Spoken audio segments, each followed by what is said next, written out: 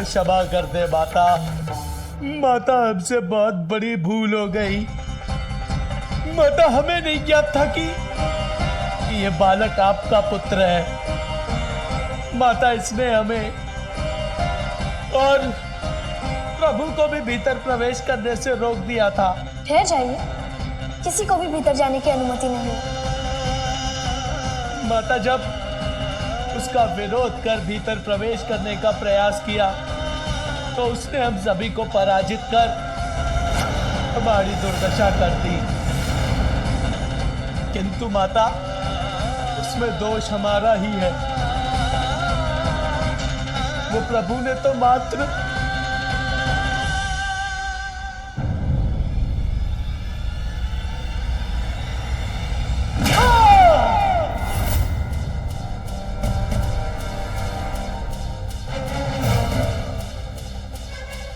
ऐसा रोष जागृत हुआ है माता महाशक्ति का कि उन्होंने नंदी को आकाश के अनंत विस्तार में भेज दिया।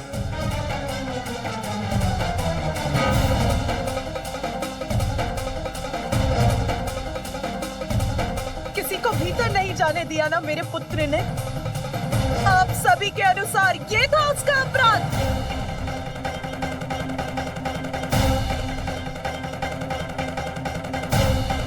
माता के आदेश का पालन करना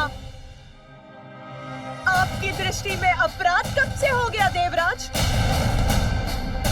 मैंने अपने पुत्र को आदेश दिया था कि वो किसी को भीतर ना आने दे। बताइए मुझे, उत्तर दीजिए। क्या पूर्ण निष्ठा और समर्पण से एक पुत्र का माता की आज्ञा का पालन करना अनुचित है? इसके लिए तो उसे पुरस्कृत करना चाहिए था। और आप सभी ने उसे दंडित करने की स्थिति उत्पन्न कर दी। बिना तथ्य और सत्य जाने आप सभी उससे युद्ध कर उसे उत्तेजित करते रहे। तनिक धैर्य भी नहीं रखा गया आप सभी से।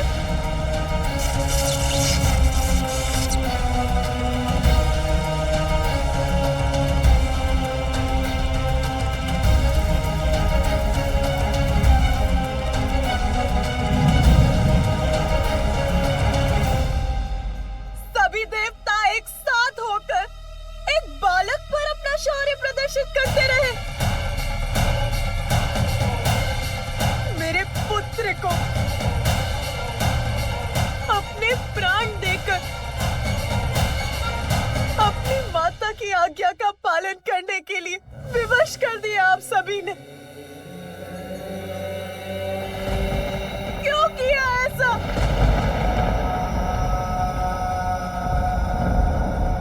एक बार भी नहीं सोचा कि जिस असाधारण बालक ने आपको भवन में जाने से रोक दिया, जिसने अपनी शक्ति से आप सभी देवताओं को परास्त कर दिया, वो कौन हो सकता है?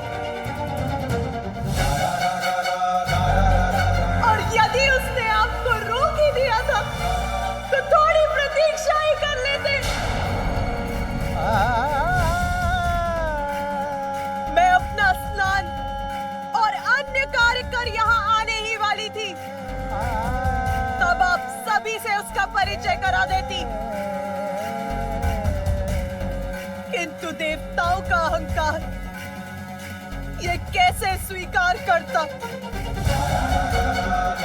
कि एक अल्पायु बालक उनकी शक्ति को ललकारने में सक्षम हो रहा है? बताइए मुझे, महादेव या उनके गढ़ों के भीतर न जाने से सृष्टि की किस महत्वपूर्ण लीला में बाधा आ रही थी? एक बालक से संघर्षरत हो गए आप सभी देवता। क्या यही है आपका पराक्रम?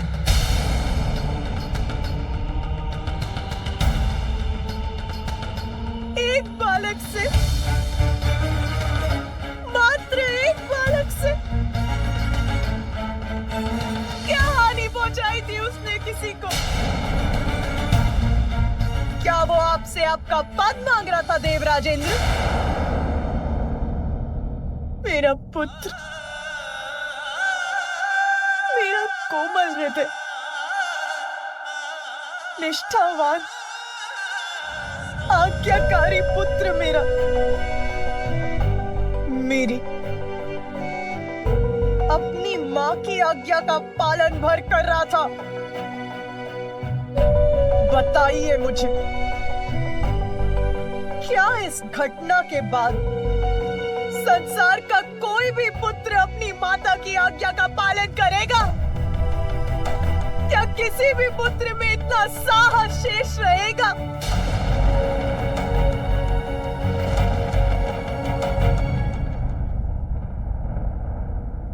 आपको ज्ञात है मैंने पुत्र प्राप्ति के लिए कितनी प्रतीक्षा की है, कितने समय से पुत्र प्राप्ति की प्रबल इच्छा रही है मेरे हृदय में। इसका तनिक भी अनुमान है आपको कि पुत्र प्राप्ति का वरदान प्राप्त करने के लिए मैंने कितने कष्ट सहे हैं? बताइए, है ज्ञात आपको?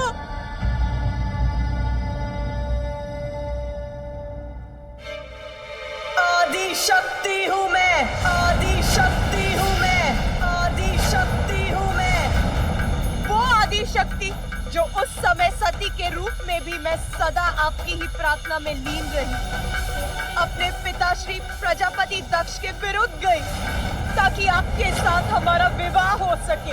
बस! सती, ये कदापि नहीं हो सकता। मैं तुम्हारा विवाह उस शिव बैरागी से कदापि नहीं होने दूंगा। अनेकों कष्ट सहे, तब कहीं जाकर ब्रह्मदेव की सहायता से हमारा विवाह हुआ, परंतु उस विवाह के बाद भी मेरे कष्ट कम नहीं हुए। पिताश्री द्वारा आपको यज्ञ में ना बुलाए जाने के पश्चात आपके सम्मान की रक्षा के लिए मुझे अपने प्राणों की आहुति तक देनी पड़ी।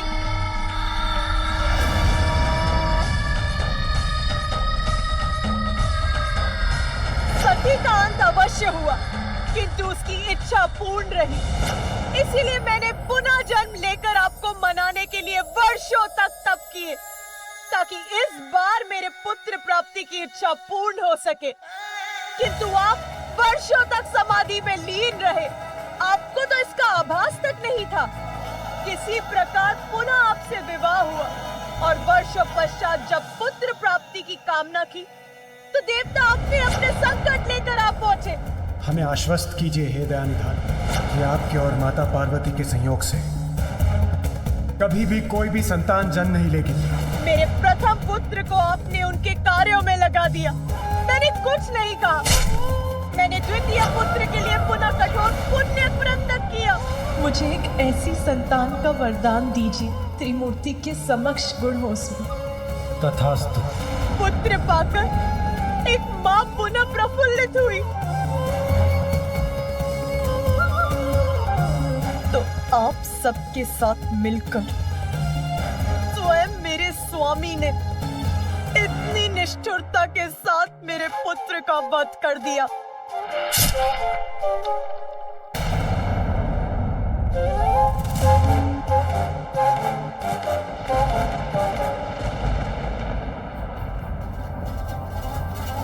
स्वामी,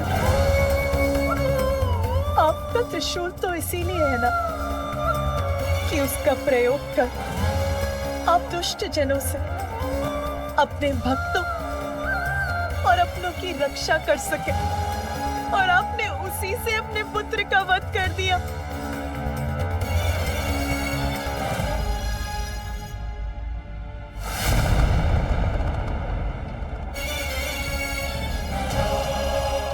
मुझे बताइए महादेव, क्या शीश विलक करने के सिवाय आप कुछ और भी कर सकते हैं? स्मरण है आपको कि सृष्टि के प्रारंभ में आपने भैरव का रूप धारण करके ब्रह्मदेव का ही शीश उनके धड़ से विलग कर दिया था, और फिर वीरभद्र का रूप धारण कर आपने प्रजापति दक्ष का भी शीश उनके धड़ से विलग कर दिया।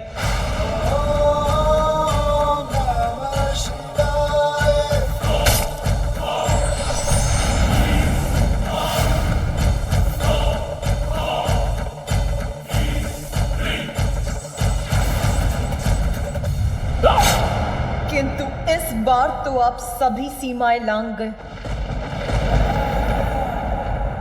आपके जिस पुत्र को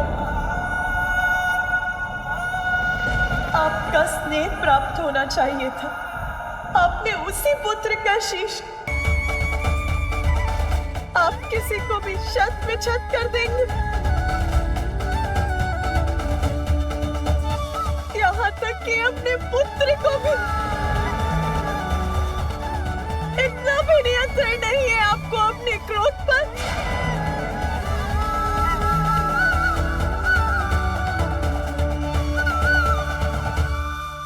मुझे मेरा पुत्र पुनः चाहिए। आप तो ईश्वर है ना महादेव,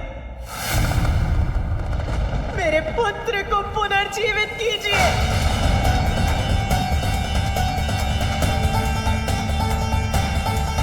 उसे पुनः उठकर मुझे मां कहने के लिए कहिए।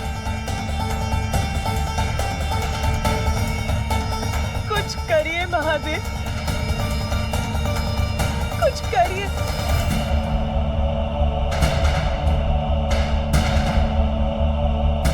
अन्यथा मैं भी अपना नियंत्रण खो दूंगी।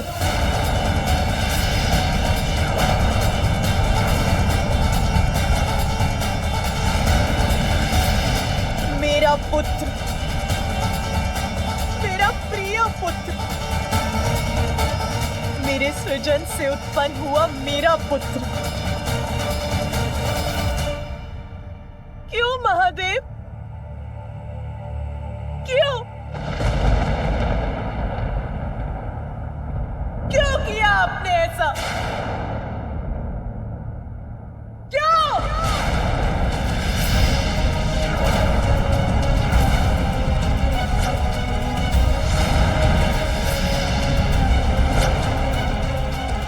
देवी पार्वती का क्रोध अपने चरम पर है, और अगर उन्होंने प्रचंड रूप धारण कर लिया तो अनर्थ हो जाएगा।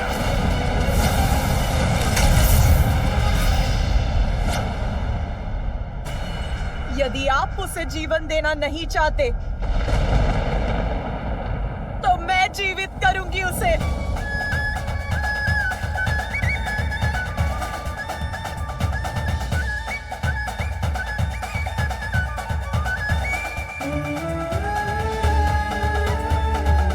मैंने ही उसका सृजन कर उसे जीवन दिया है, तो मैं ही उसे पुनर्जीवित करूंगी।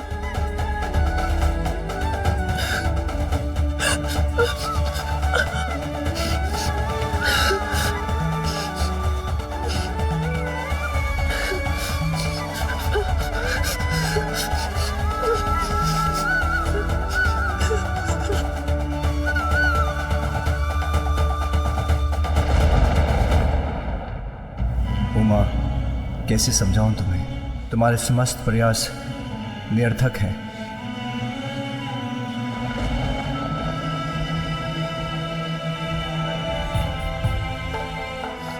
ये क्या हो रहा है?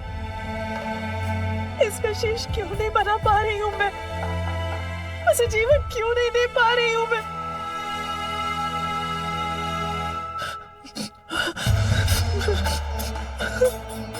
उसकी शीश की भस्म को एकत्रित कर रही हूं तो वो बिखर क्यों जाती है?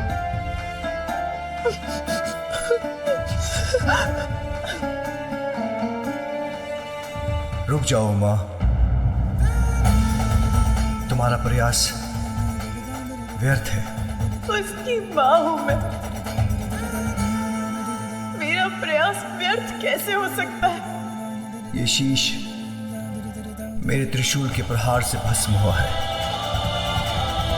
और मेरे त्रिशूल से भस्म होकर कोई पुनः जीवित नहीं हो सकता। इसका शीश सदा के लिए नष्ट हो चुका है और मेरे त्रिशूल से भस्म होकर कोई पुनः जीवित नहीं हो सकता। इसका शीश सदा के लिए नष्ट हो चुका है।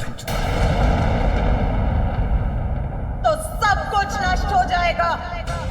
यदि मेरा पुत्र जीवित नहीं हो सकता तो संसार भी शेष नहीं रहेगा।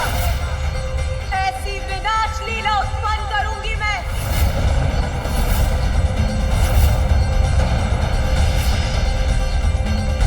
अब सभी नारी को क्या समझते हैं? भले ही कुछ भी होता रहे, आप सभी कुछ भी करते रहे और वो शांति से सब कुछ सहती रहेगी। नहीं,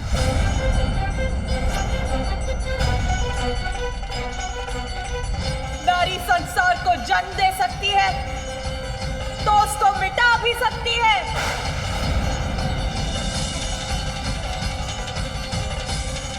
अब सर्वत्र विनाश ही विनाश होगा, कोई शेष नहीं रहेगा।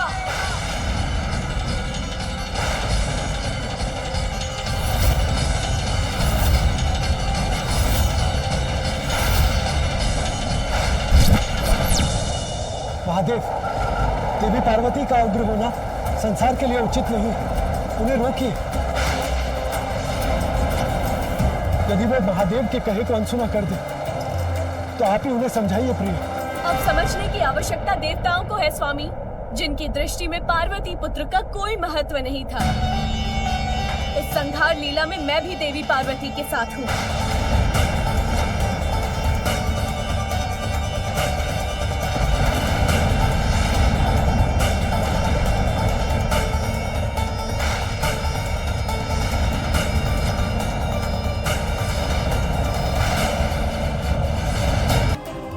तो आप ही उन्हें समझाइए प्रिय।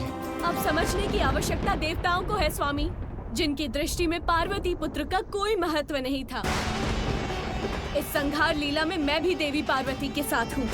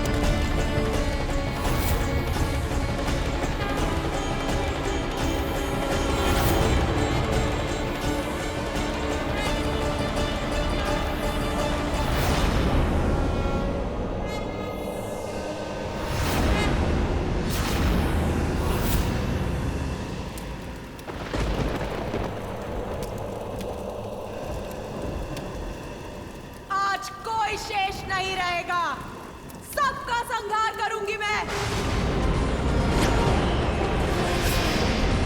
काली,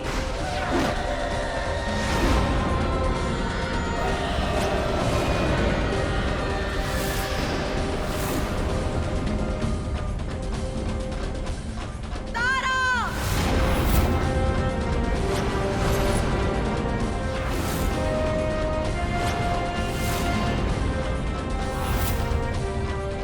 षोडशी,